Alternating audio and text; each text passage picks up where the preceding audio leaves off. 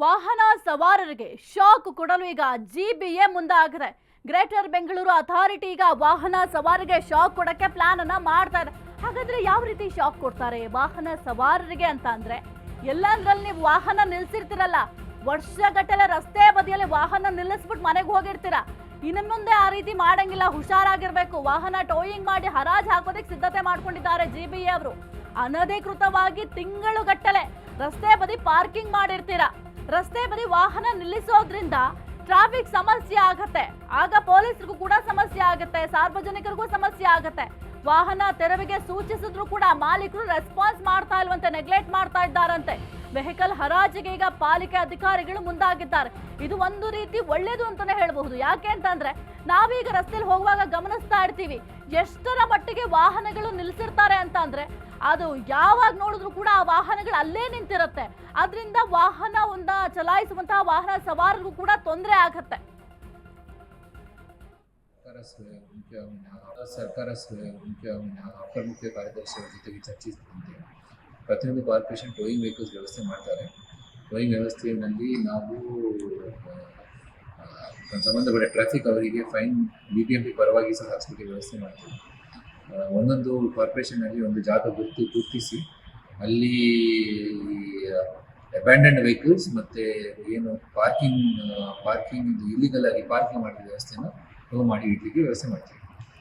ಯಾವ ಅಬ್ಯಾಂಡನ್ಡ್ ವೆಹಿಕಲ್ಸ್ ಇದೆ, ನಮ್ಮ ಆಲ್ರೆಡಿ SOP ನಮ್ಮ GB ಆ್ಯಕ್ಟ್ ಪ್ರಕಾರನೇ ಅದನ್ನು ಆಪ್ಷನ್ ಮಾಡಲಿಕ್ಕೆ ಸಹ ವ್ಯವಸ್ಥೆ ಮಾಡ್ತೀವಿ.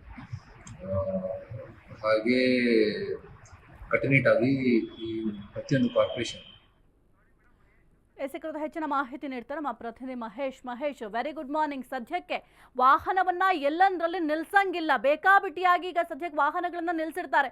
ವಾಹನ ಸರಿ ಇರಲ್ಲ ಅಥವಾ ಕೆಟ್ಟೋಗಿರುತ್ತೆ, ಹಂಗೆ ಬಿಟ್ಟಿರ್ತಾರೆ. ಅದು ಕೂಡ ವರ್ಷಾನುಗಟ್ಲೆಯಿಂದ ವಾಹನಗಳು ನಿಲ್ಸಿರ್ತಾರೆ. ಹಾಗಾಗಿ ಸದ್ಯಕ್ಕೆ ಜಿಬಿಎ ಹೊಸ ಪ್ಲಾನ್ ನ ಮಾಡ್ತಾ ಇದೆ. ಈ ಒಂದು ಪ್ಲಾನ್ ಯಾವಾಗಿಂದ ಜಾರಿ ಆಗತ್ತೆ?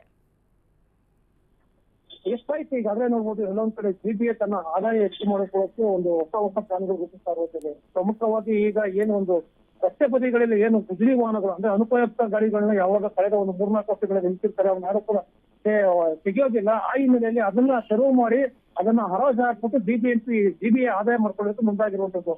ಅಂದ್ರೆ ಈಗಾಗಲೇ ಜಿಬಿಎ ಮುಖ್ಯ ಆಯುಕ್ತರಾದಂತಹ ಮಹೇಶ್ವರರಾವ್ ಕೂಡ ಹೇಳಿಕೊಟ್ಟಿರುವಂತದ್ದು. ನಾವು ಪೊಲೀಸ್ ಇಲಾಖೆ ಜೊತೆ ಈಗಾಗಲೇ ಮಾತಾಡಿದ್ದೀವಿ.